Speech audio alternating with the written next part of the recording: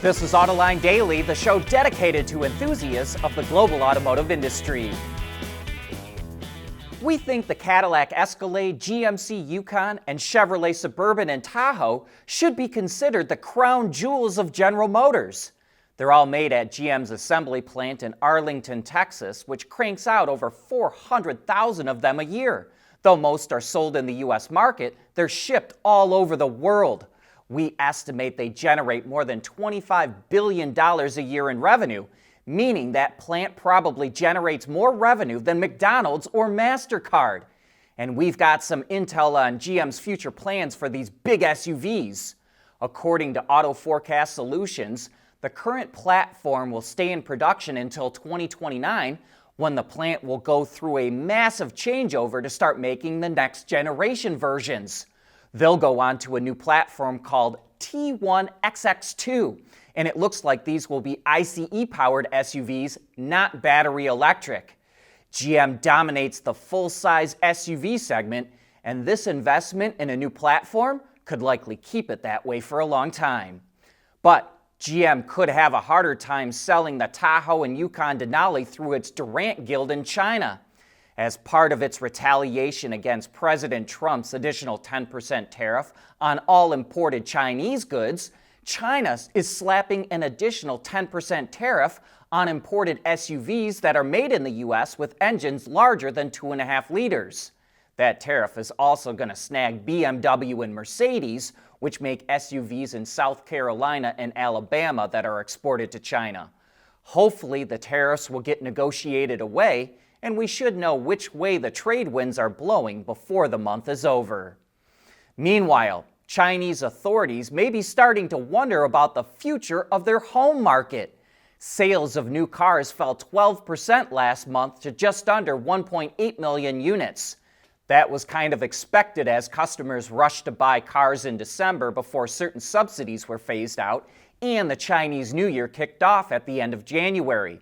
The one bright spot, of course, was with new energy vehicles, which includes BEVs, PHEVs, and EREVs. They were up more than 10%. Exports were also up 3% compared to a year ago. But all the good news on NEVs and exports is hiding an unpleasant truth. Sales of passenger vehicles in China really haven't grown that much over the last decade, suggesting that China, like most of the rest of the world, has hit peak auto. Now back to General Motors for a moment. In a sign of the underlying weakness in the supplier community, GM has to bail out a small supplier called Michigan Spring and Stamping that's teetering on the edge of bankruptcy. GM is going to provide the financing to keep the company alive until at least June, while it presumably looks for an alternate source of income. The little company makes springs and torsion bars, amongst other products, and has been supplying the auto industry since 1946. And it's not the only supplier facing financial problems. Here's our Autoline insight.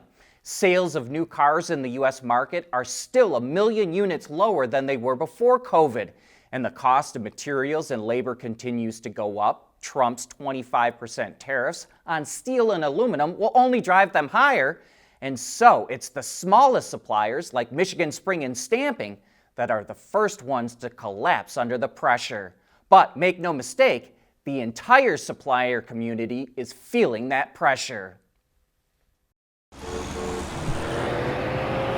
Making a life full of memories, one road trip at a time.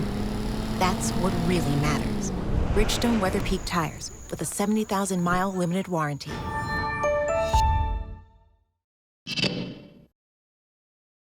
BYD made a huge announcement yesterday that likely has most automakers on edge. The company revealed that it will equip all of its models with its new advanced driver assistance system called God's Eye for no extra cost. 3 versions will be available. God's Eye C is the entry-level system, which is a 3-camera system behind the windshield. It will be equipped in BYD-branded models. The next step up is God's Eye B, which adds LiDAR and will be available for the Denza brand and select BYD models. The top of the line is God's Eye A, and it features 3 LiDARs and will be equipped in Yang Wang vehicles, BYD's luxury brand. Automakers have been offering technology like this as a subscription service to customers and expected to generate big bucks. But with BYD offering it for free, it will make it harder for the competition to keep charging for it. Nissan is reportedly getting ready to reveal the next generation Leaf, so to help clear out inventory of the current version, it's offering a big discount in the US. Customers can get $7,500 cash back, which makes the Leaf even more affordable. Starting price for the 2025 model year was already just over $28,000, so that discount brings it to nearly $20,000, which is about $30,000 less than what the average EV sells for in the US. And that's before any federal or state EV incentives. If you happen to live in Illinois, drive over half your time in low-income areas, and are a ComEd commercial customer, you can get a brand new 2025 Leaf for just over $9,000.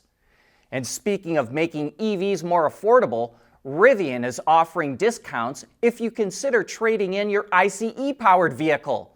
Anyone who gets a trade-in estimate on their hybrid or gas-powered vehicle receives anywhere from $3,000 to $6,000 off certain models in inventory. The promotion is being offered until the end of March, and even if you don't trade in your ICE vehicle, you can still get the discount.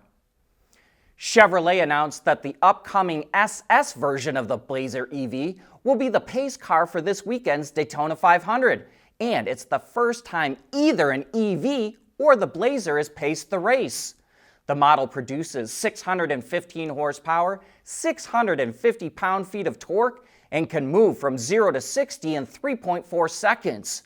It has an EPA estimated range of 303 miles, and it goes on sale later this quarter. Chevy will also debut its Blazer EV-R NASCAR prototype ahead of the race, which looks like Chevy's version of the electric NASCAR prototype that debuted last year, and like the Mustang Mach-E NASCAR prototype that was also seen doing burnouts recently. Cold weather impacts any vehicle's range, but it can really drag an EVs down. So the Canadian Automobile Association released a study that shows which models fare the best in winter. It drove 13 EVs in temperatures that range from -15 to -7 Celsius or 5 to 19 degrees Fahrenheit until the batteries were completely dead. The best performers were the Chevy Silverado EV and the Polestar 2, which lost 14% of their federally estimated range, while the worst performer was the Volvo XC40 Recharge, which fell short of its range by 39%. 2/3 of EV owners in Canada say that lower range in winter weather has been a problem for them. But despite that, 87% of the same owners plan on buying an EV for their next vehicle. Volkswagen is adding a new gas engine to the Passat Tiguan and Tayron. It's a 2-liter turbocharged 4-cylinder that's offered in 2 outputs. One is about 200 horsepower, and the other is roughly 260 horsepower. The Tiguan and Tayron can be ordered with both versions, while the Passat is only available with the more powerful output, and all are paired with all-wheel drive. VW says that gives the Passat and Tiguan a towing capacity of 2,200 kilograms, or 4,850 pounds, and the Tayron a capacity of 2,500 kilograms, or about 5,500 pounds. Pricing starts at around 48,000 euros. Almost anyone I've known that's owned a classic car has talked about the difficulty of finding replacement or spare parts. So Renault is trying to help. It's expanding a service that it launched about 3 years ago called the Originals Renault Services. Since then, owners of classic Renaults have been able to get paperwork with information about the original build of their car, including its color, date it left the factory, and chassis, engine, and gearbox numbers, as well as getting help to register their vehicle as a classic. But now they can also get help finding a repair shop that's qualified in fixing classic Renaults, although mostly in France, as well as help finding spare parts through a network of after-sales sites and free access to repair manuals. But that brings us to the end of today's show. Thanks for making Autoline a part of your day.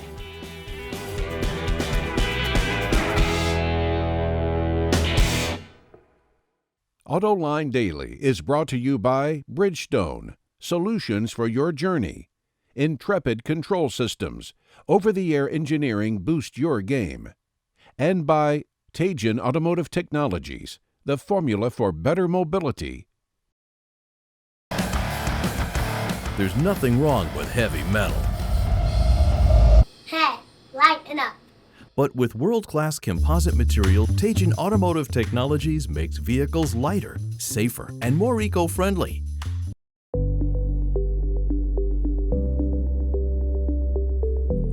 Developing today's vehicles. Issues can happen in an instant. When's the best time to solve a problem? The minute you know you have one. Meet Wireless NeoVi Cloud, your secure, off-the-shelf solution empowering real-time collaboration for quick resolution.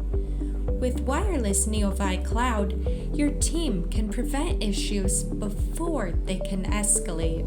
Driver communication data and remote diagnostics to analyze and resolve your problems using OTA, allowing your executives oversight throughout the process. Wireless NeoVi Cloud, your vehicle update solution in production and on the road. Intrepid Control Systems, driven by your data.